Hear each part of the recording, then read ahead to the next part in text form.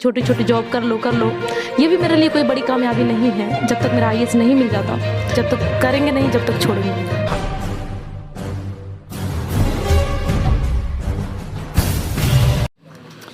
नमस्कार, आप देख रहे हैं एमएस न्यूज़।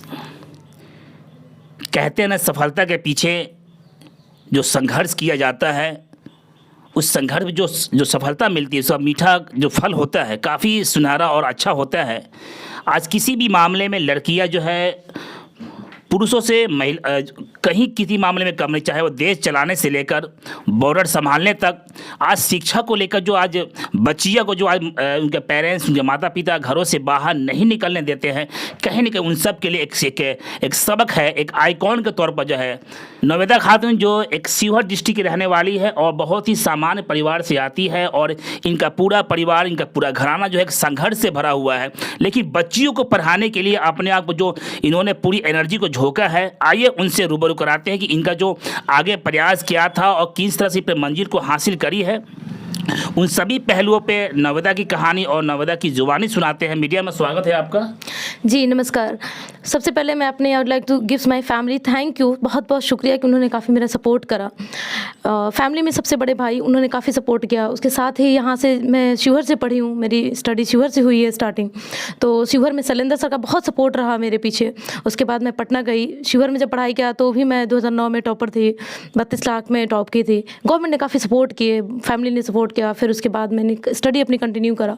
फिर मैंने ग्रेजुएशन पटना यूनिवर्सिटी से करा। उसके बाद मास्टर्स के CIT मैंने जामिया मिलिया इस्लामिया से करा। वहाँ भी अल्हम्दुलिल्लाह टॉप 5 में मेरा रैंक था, टॉप 3 नंबर था मेरा। उसके बाद मैंने प्रिपरेशन जो IAS का है मैंने वाजीराम से किया। उस इन बिटवीन मेरा 5 से 6 सिलेक्शन हुआ, जिसमें घर वाले कहते रहे कि छोटी छोटी जॉब कर लो। ये भी मेरे लिए कोई बड़ी कामयाबी नहीं है जब तक मेरा IAS नहीं मिल जाता। स्टिल मेरी प्रिपरेशन अभी तक कंटिन्यू। मैं ये मैसेज देना चाहूँगी उन फैमिलियों को जो अपने बच्चों को नहीं भेजकर बाहर पढ़ाते हैं। आज मैं 10 साल से ऊपर से पढ़ रही हूँ, काफ़ी मुशक्क़तें, काफ़ी कुछ गांव में सुनने को मिलता है, बहुत सारी बातें होती है, आप समझ सकते होंगे। उसके बावजूद आज मैं यहाँ तक आपके सामने हूँ। फैमिली में कितने मेंबर्स हैं आपके? जी मेरी फैमिली में मैं 10 सिबलिंग्स हूँ, 6 भाई हैं, 4 बहन हैं। पढ़ाई के ज़माने में काफ़ी संघर्ष करना पड़ रहा होगा। अब स्कूल से लेकर जो आप यहाँ तक पहुँची है, जिला टॉपर भी रही है, कुछ बताएंगे अपनी संघर्ष की कहानी? जी बिहार टॉपर। जी बेशक, मैं क्या बताऊँ, अपनी फैमिली में बहुत मेहनत और मुशक्क़त के बाद पढ़ाई की और सब लोग सपोर्ट किए कहीं ना कहीं, जिसकी वजह आज मैं आपके सामने हूँ। और परेशानी बहुत कुछ आया, लाइक घर में कुछ भी पापा का सपोर्ट ये रहा कि कुछ भी प्रॉब्लम्स किसी भी होता था तो वो डायरेक्टली शेयर नहीं करते थे ताकि इनकी पढ़ाई में प्रॉब्लम ना हो जाए, प्रॉब्लम क्रिएट ना हो जाए। अम्मी तो हैं, उनको थोड़ा गांव के हैं तो उस हिसाब से अम्मी कुछ भी प्रॉब्लम्स होता था तो कह देती थी, लेकिन उन्होंने और ज़्यादा सपोर्ट किया, मोटिवेट किया मुझे। फिर बड़े भाई का बहुत ज़्यादा सपोर्ट है, उन्होंने मतलब पता नहीं ये पेंट कर कर के मुझे पढ़ाया। जब उनकी सऊदी में जॉब थी तो उन्होंने जिस हद तक जाना था, कभी उन्होंने मुझे हिसाब नहीं मांगा और बिला वजह मतलब वो बस खर्च करते गए, पढ़ाते गए। उनको बहुत ज़्यादा दिल से मैं शुक्रिया अदा करना चाहती हूँ बड़े भाई। पापा क्या करते हैं आपके? मेरे पापा बिजली मिस्त्री हैं। अभी वर्तमान में क्या कर रहे हो? अभी कुछ नहीं कर रहे, उनकी अर्निंग नहीं है। आपकी स्टार्टिंग पढ़ाई कहाँ से शुरू हुई? मेरी पढ़ाई शिवहर से शुरू हुई, उसके बाद फिर पटना पढ़ी मैं, फिर जामिया मिलिया इस्लामिया में टॉप रही हूँ मैं। CIT सर्टिफिकेट इंफॉर्मेशन टेक्नोलॉजी 2017 में मैंने किया। किसी कोचिंग का सहारा लिया आपने? हाँ, मैंने शिवहर के शैलेंद्र सर का जो कोचिंग साइंस ट्यूटोरियल्स है, उस शिवहर के शैलेंद्र सर के कोचिंग से भी उस वक्त नाम उतना नहीं था, तो सर क्या नाम था उसका, ब्रिटिश लैंग्वेज से मैंने सपोर्ट किया और काफ़ी उन्होंने मुझे सपोर्ट किया। मेरी जो कहते हैं ना ऐसी जो ओरिजिन ऑफ द बेस जो होता है स्टार्टिंग, वो शिवहर के शैलेंद्र सर रहे हैं। एग्ज़ाम हॉल में बैठने के बाद काफ़ी सामने जो कई सवाल दिमाग में घूमते हैं, क्या उन सवालों में किस तरह फेस महसूस किया था आपने? जैसे कि मेरी प्रिपरेशन जो अब्बू कहते थे 2 बजे जगा दिया करते थे कि पढ़ाई करो, 2 बजे की पढ़ाई बहुत ही सुटेबल होती है, आपको रिमेंबर होती है काफ़ी एग्जाम्स में जब रिटर्न करते हो तो ऐसा लगता था कि मुझे आसमान से कुछ वर्ड्स उतर रहे हैं और मैं राइट कर रही हूँ, राइट एंड कर। लड़कियां को आजकल घर में ही महदूद किया गया है, कहीं खाना बनाने से लेकर घर संभालने तक की, उससे बाहर की ज़िंदगी उनको कहीं ना कहीं ब्लॉक किया गया है। इसको आप चैलेंज कर रही हैं? जी सर, यही मुझे उन पेरेंट्स से रिक्वेस्ट है, उन सोसाइटी से रिक्वेस्ट है कि वो अपने बच्चों को आगे बढ़ाए, उन्हें देखें, उन्हें दुनिया देखने दे कि कैसी है दुनिया, कैसे इंसान एक स्टडी कितनी मुशक्क़त के बाद ही गॉट फाइनल डेस्टिनेशन पे पहुंचता है। उनको ये एक बहुत बड़ा मैसेज है कि वो अपने बच्चों को बाहर भेजें और वो भेज करके पढ़ाई और कंपटीशन की। हर बच्चे समझदार है, हर बच्चे के अंदर उतना ही दिमाग है, बशर्ते हम कहाँ पे स्पेंड करेंगे वो फैमिली पे डिपेंड्स होना चाहिए।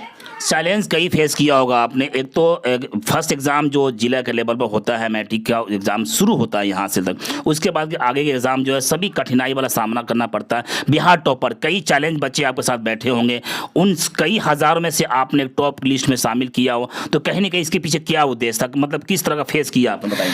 जी, जब होता क्या है कि जो क्वेश्चन जिस तरह आस्क करता है बिहार बोर्ड का जो पैटर्न है, मैंने अपनी पढ़ाई कुछ थोड़ा बहुत दिल्ली से पहले किया था, 12th में की बात बता रही हूँ, तो मुझे एक आइडिया था और मैं काफ़ी लोगों से कनेक्टेड रही हूँ। जैसे जामिया मिलिया यूनिवर्सिटी से तो मैं पढ़ाई की हूँ, अलीगढ़ से, उन लोगों से एक सीखने को ये मिलता था कि how to you written your examinations, कैसे किसी की एग्ज़ाम को, एग्जामिनर को कैसे ट्रैक करना है अपने क्वेश्चन राइटिंग पे। तो वो चीज़ मैंने पहले से ही प्री प्लानिंग की थी, इसके बाद ही मेरा टॉपर लिस्ट में नाम आया। आजकल अभी जो लगातार एग्जाम्स हो रहे हैं, अभी आप उठा कर देखें पिछले 5 साल का रिकॉर्ड को, तो लड़कियां ही टॉप 10 में अब सबसे टॉप पे जा रही है। इनकी भी क्या क्या एक्स्ट्रा एनर्जी है लड़कियों को लेकर? जो यहाँ की गवर्नमेंट है, जो उनकी इम्प्लीमेंटेशन है सर, बहुत कुछ पहले का लेवल इंक्रीज़ किया है अभी। जैसे कि कुछ बेनिफिट्स हैं गर्ल्स के लिए, जो साइकिल योजना है, आपको स्कॉलरशिप जो प्रोवाइड कर रहे हैं। अभी नीतीश जी ने अभी स्कॉलरशिप एक नया लॉन्च किया है, those person who is belonging to graduation courses who completed in 2020 to 21, तो उनके लिए और भी बेनिफिट है कि पैसे दे रहे हैं। तो उससे भी कहीं ना कहीं लालच में आके लड़की आगे पढ़ रही है और आगे बढ़ रही हैं, और ये बहुत ज़रूरी है, जो कि पहले होना था तो अब हो रहा है। सर, आपका उड़ान कहाँ तक जाने का इरादा है? सर, मुझे आप लोगों की दुआ से मैं IAS बनना चाहती हूँ, और जब तक IAS नहीं मिल जाता, मैंने अभी तक 5-6 जॉब छोड़ी है, इसको भी मैं ज्वाइन करके, ये मेरा एडमिनिस्ट्रेटिव का पोस्ट है अल्हम्दुलिल्लाह आप लोग की दुआ से, तो इसको भी ज्वाइन करके मेरा प्लान है कि मैं स्टडी लीव लेकर के मैं UPSC के लिए करूँ। वाजीराम से मैंने क्लासेस लिया। आप क्या कहना चाहते हो उन पेरेंट्स के लिए जो आपको देख रहे हैं, बच्चियों को कहीं ना कहीं अपने ग्रामीण स्कूल में ही महदूद कर दिया गया है, थोड़ी सी बढ़ते हैं तो कोचिंग से लेकर स्कूल तक, 8वीं से 9th 10th क्लास तक, उसके बाद आगे जाने में काफ़ी कठिनाई, विशेषकर मुस्लिम समाज के लोगों में जो है शिक्षा की बहुत कमी है, और उस समाज से आप बिलोंग करती, जिस समाज को शिक्षा को लेकर काफ़ी नीचा देखा गया है, तो आप क्या मैसेज देना चाहेंगे उनके लिए जो बच्चियों को पढ़ाने से पीछे हटते हैं या उनको आगे नहीं जाने देते हैं? लड़कियाँ जो है घर से बाहर जाएगी, समाज क्या कहेगा, इनको कहीं ना कहीं का बहुत बड़ा आइकन रूप पेश कर रही हैं आप। जी सर, इसके लिए मैं वो पेरेंट्स मुझे देख रहे हैं, सुन पा रहे हैं सर, उनको मैं ये कहना चाहूँगी कि आप किसी भी प्रॉब्लम्स में अगर अपने जितना बेटा को पार्टिसिपेट करते हो, उतना ही अपने बेटी को भी आगे पार्टिसिपेट करो और आगे बढ़ाओ। अगर आगे लड़कियाँ पढ़ती हैं ना, तो 7 जनरेशन्स आगे बढ़ते हैं एक लड़की के पढ़ने से सर। तो उनको ये मैसेज है कि वो किसी भी मेहनत मशक्कत से अगर बेटे को पढ़ा सकते हैं, तो वो बेटियों को भी पढ़ाएं, और अच्छी से अच्छी यूनिवर्सिटी से पढ़ने का ये फ़ायदा होता है कि हमारा जो बैकअप सपोर्ट जो होता है ना, वो काफ़ी स्ट्रॉन्ग होता है सर। 0 से लेकर इस यहाँ तक आने में आपका आइकॉन कौन है? सर, फर्स्ट आइकॉन मेरे बड़े भाई जी, जिनका नाम मोहम्मद सबी अख्तर है। उन्होंने बहुत मशक्क़त के साथ मुझे पढ़ाया, और उसके साथ मेरी भाभी भी बहुत सपोर्ट की। आपको यहाँ तक लाने में कहीं ना कहीं पेरेंट्स, शिक्षक का भी बहुत अहम योगदान होता है। बिना शिक्षक के योगदान के, उनके मेहनत के, बच्चा कोई भी आगे नहीं बढ़ सकता है। उनके लिए क्या कहना चाहेंगे आप? ये सर, ये पिपराड़ी के एक शिवेश सर हैं, उन्होंने मुझे एजुकेशन दिया, और अपने बसैया में जब मैं क्लासेस के लिए गई, तो एक शफ़ीर टीचर है, शफ़ीर नाम के, मोहम्मद शफ़ीर आलम, उन्होंने कहा ये बच्ची मुझसे नहीं पढ़ पाएगी। मतलब मेरा उस वक्त वो आइकॉन और लेवल था, IQ जो लेवल होता है, तो उन्होंने मुझे नहीं पढ़ाया। तो फिर मैंने शिवेश सर से पढ़ाई किया, उनका भी काफ़ी सपोर्ट रहा है। स्टार्टिंग जो बेस फाउंडेशन जिसे बोलते हैं सर, उसमें, उसके बाद शिवहर के शिवेश सर, शिवहर के शैलेंद्र सर, राजेश सर, इन लोगों ने काफ़ी मुझे सपोर्ट किया। आप जहाँ की बात कर रहे हैं, जामिया कॉलेज की बात कर रहे हैं, कहीं ना कहीं वहाँ पर ही टफ और चैलेंज होता है। हम आशा करते हैं कि उस मंजिल को भी आप पूरा कर लेंगे, तो इसको किस तरह फेस करेंगी आप? सर, जामिया में मैं 2017 में CIT सर्टिफिकेट इंफॉर्मेशन टेक्नोलॉजी की मैं टॉपर रही हूँ सर।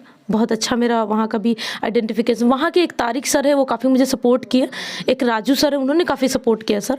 और उसके आगे ही मैं जब वाजीराम में गई, जब मैंने वाजीराम से पूरी क्लासेस लिया, उसमें भी पैसे के बहुत दिक्कत आए। फिर बीच में मैंने जॉब करा, मतलब स्टडी के साथ जॉब कितना चैलेंजिंग होता है सर, कि बहुत प्रॉब्लम्स होती है। स्टिल मैंने डाइवोर्स नहीं होने दिया, किसी बीच कंटिन्यू करा, ताकि मुझे कुछ भी आगे के कंपटीशन को फेस करने में कुछ नंबर से मेरा रह जाता है सर। आशा करती हूँ कि आप लोग की दुआ। पढ़ने में कभी मोबाइल का इस्तेमाल किया आपने? हाँ सर, मोबाइल बहुत डिस्टर्बिंग चीज़ होती है सर, तो वो उस मोबाइल को एक लिमिटेशन टाइम बना लिया करते थे। और मैं ज़्यादातर स्टडी लाइब्रेरी में करती हूँ, तो मोबाइल साइलेंट करके साइड किया जाता है सर। उस वक्त मोबाइल से डिस्टर्बिंग होती है, नहीं पढ़ सकते मोबाइल के कभी साथ। गूगल के माध्यम से आपने पढ़ने का प्रयास किया? ये सर, गूगल से कुछ चीज़ें ऐसी होती है कि कुछ वर्ड्स ऐसे डिफिकल्ट होते हैं जिसको सर्च करना बहुत चैलेंजिंग होता है हमारे लिए, तो of course you can help Google. जिस टाइम टॉप करी थी, बिहार टॉपर बनी थी, क्या आपके साथ में कितने साथी बैठे हुए थे?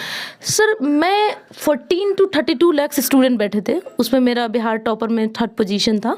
और उस समय 14 से 32 लाख स्टूडेंट पार्टिसिपेट किए थे। इन बिटवीन मुझे उन लोगों के कंपटीशन से ये मेरा आंसर राइटिंग जो है ना, वो डिफरेंट किया मुझे, तब मैं टॉप कर पाई सर। आप रियल लाइफ में किसको फॉलो करती हैं?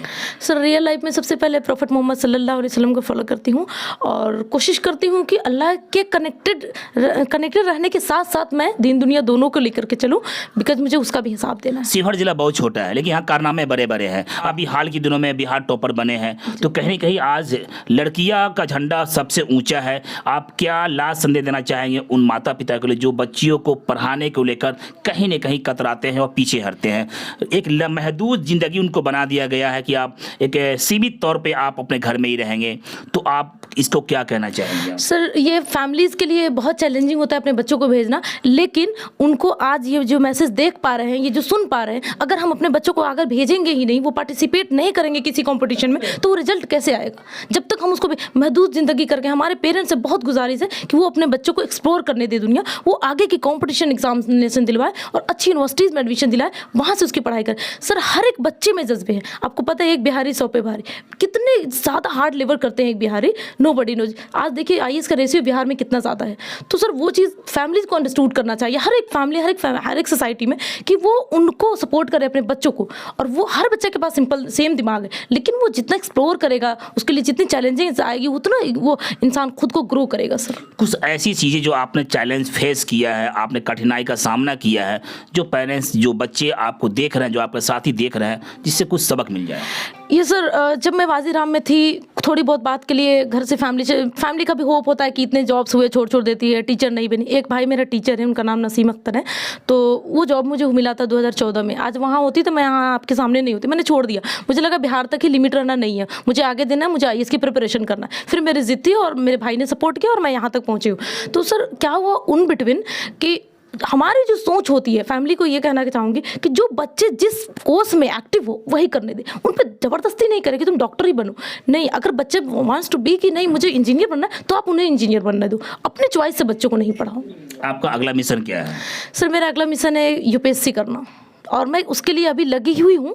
और अभी मेरे डिस्ट्रिक्ट का जो जिसमें मेरा सिलेक्शन हुआ है एडमिनिस्ट्रेटिव ऑफिसर का, अभी डिस्ट्रिक्ट का सिलेक्शन नहीं हुआ है। जैसे भी डिस्ट्रिक्ट का कैटेगरीज होता है, मैं इसको ज्वाइन करके सर आगे मैं स्टडी लीव लेकर फिर मैं यूपीएससी को।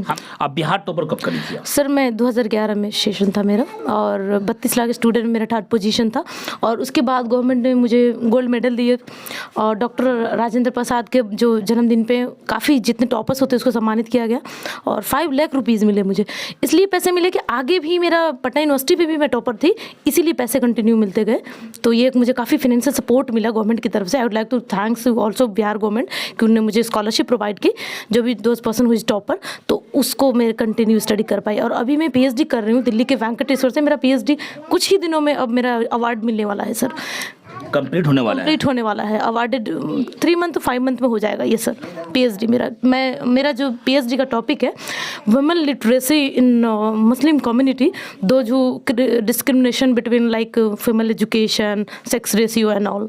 ये सरकारी स्कूल का कभी सहारा लिया है आपने? हाँ सर, मैं सरकारी स्कूल से ही पढ़ी हूँ 8th तक सर। एक बहुत बड़ी सवाल यहाँ पे खड़ा होता है, कहीं ना कहीं वो कहते हैं कि सरकारी स्कूल में पढ़ाई नहीं होती, सरकारी स्कूल की बच्चियाँ भी है आज कहीं ना कहीं आईएएस की दहलीज पे जा चुकी है, तो क्या आप क्या कहना चाहेंगे आप? सर बेशक मैंने गवर्नमेंट स्कूल से ही पढ़ा है, वही बोरी चट्टी पे बैठ करके, और वहाँ से पढ़कर ही बहुत लोग आईएएस बने हैं सर बेशक। तो उसमें भी गवर्नमेंट काफ़ी सपोर्ट कर रही है, न्यू एजुकेशन पॉलिसी लाई है, तो उसमें काफ़ी इम्प्लीमेंटेशन हो रहा है कि अच्छे टीचर्स आए, अच्छी क्वालिटी ऑफ एजुकेशन मिले, तो इससे हमारा अभी लगभग 2-3 सीढ़ी पीछे हैं आप।